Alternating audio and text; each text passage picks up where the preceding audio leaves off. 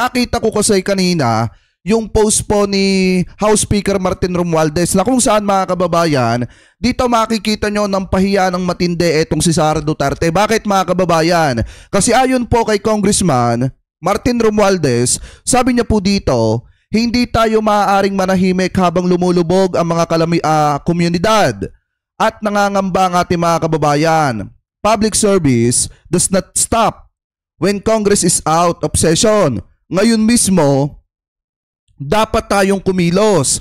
Kahit hindi ka kongresista, kahit hindi ka opisyal, lahat tayo may papel sa pagtulong kasama ang pagdarasal para sa kaligtasan ng mga nasalanta. Ayon po yan mismo kay Congressman Martin Romualdez. At saka mga kababayan, take note ha, kung matatandaan nyo, bago umalis papuntang Amerika, US, eto pong si PBBM, personal po niyang binisita yung pagre-repack ng mga food pack na itutulong po sa mga kababayang Pilipino po natin. At kung titingnan nyo mga kababayan, ganun din po ang ginagawa ni House Speaker Martin Romualdez ngayon habang ang mga kababayang Pilipino po natin talagang nangangailangan ng tulong. Si House Speaker Martin Romualdez nagtatrabaho at ginagampanan yung kanyang mandato. Hindi katulad mga kababayan ni Sara Duterte na tuwing may sakuna ay wala po sa Pilipinas. Sa ngayon nagkatala, pangalawang Pangulo ng Republika ng Pilipinas na saglip na pinagkakatiwalaan ng gobyerno ngayon kasi wala ang presidente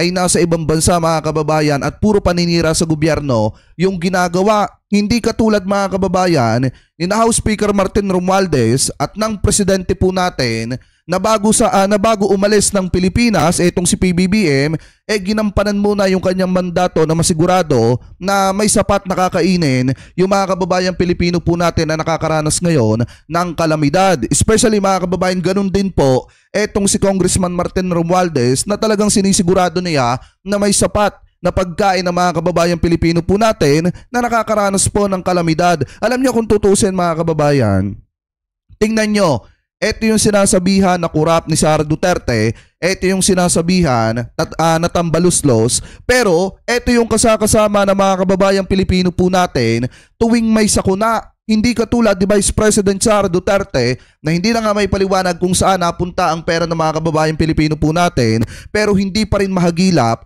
tuwing magkakaroon ng sakuna tapos gustong magpresidente dito po sa ating bansa. Tingnan nyo kung gaano katindi. Ang lakas po muna sa gobyerno pero hindi naman maasahan tuwing may sakuna dito po sa ating bansa. Buti pa mga kababayan ng ating presidente, buti pa si House Speaker Martin Romualdez na kahit binabatikos ng mga kritiko niya, talagang diretso pa rin ang pagtulong sa mga kababayang Pilipino po natin. Hindi katulad ni Sara na tuwing may bagyo, na tuwing may sakuna sa Pilipinas, hindi po natin mahagilap at inuuna yung kanyang pagta-travel abroad. Inuuna yung kanyang paninira sa ibang bansa para siraan ang Pilipinas doon. 'Di ba? So ngayon, yung mga didishot dyan, eto, tingnan nyo, yung tinatawag yung tambaluslos, kasama ng mga kababayang Pilipino po natin.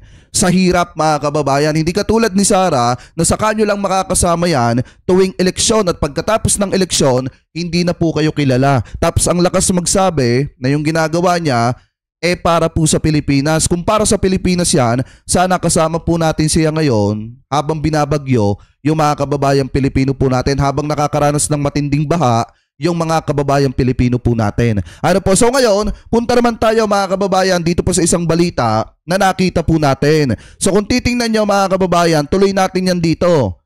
May kalalabas lamang po na balita kahapon na kung saan mga kababayan, eto daw pong bail petition nitong si Pastor Apollo Kibuloc talagang na-deny. Ibig sabihin mga kababayan, hindi pinaburan ng korte dyan po sa Pasig. So sabi dito, hindi pinayagan ng Pasig City Regional Trial Court Branch 159 ang bail petition ni Kingdom of Jesus Christ leader Pastor Apollo Kibuloy, ang kapwa akusado para sa qualified human trafficking case. So kung titingnan nyo mga kababayan, yung request po nila na bail petition, hindi po pinaburan ng korte. Ibig sabihin, hindi makakapagpiyansa etong si Kibuloy at hindi siya makakalaya mga kababayan. Kasi nga, alam naman po natin na yung qualified human trafficking wala pong piyansa yan.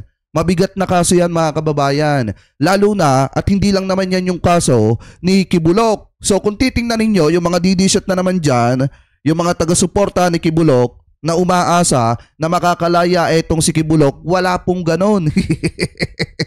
Malabo na makalaya mga kababayan yang si Kibulok hanggat hindi po natatapos yung kanyang kaso, hanggat hindi napapagdesisyonan yung kanyang kaso, lalo na at napakabigat po ng qualified human trafficking. So ngayon kung titingnan nyo, ito yung mga dokumento mga kababayan na kung saan sinasabi talaga dito na deny yung petition for bail nito pong si etong bail petition nito pong kampo ni Pastor Apollo Kibulok. So ngayon kung titingnan nyo mga kababayan, ang nagdesisyon po niyan ay etong Pasig City Regional Trial Court Branch 159 na kung saan dinideny po nila yung request ni Kibulok at nung kanya mga kasamahan na sina Jacqueline Roy at saka itong mga Canada mga kababayan, hindi po sila pinagbigyan na makapagpiyansa. So dapat lang naman nga yan, sa bigat ng kaso nila mga kababayan, dapat hindi na po makalabas yung mga yan. Kung tutusin, dapat talaga na mabulok na sa bilangguan yung mga yan, kasi wala naman po yung ibang gagawin kapag ka po yan ay nakalabas. Baka nga mamaya pagkalabas ng mga yan, biglaan na lamang po yung tumakas ng Pilipinas. So mas mahihirapan pa yung mga kababayan Pilipino po natin na kumuha ng hustisya mga kababayan laban po dito kay Kibulok. Kaya dapat lang sa kanila na mabulok sa bilangguan. Ano po? So ngayon, mga kababayan, comment below na lamang po kung ano po masasabi nyo. Hingil po dyan sa topic na yan na tinalakay po natin.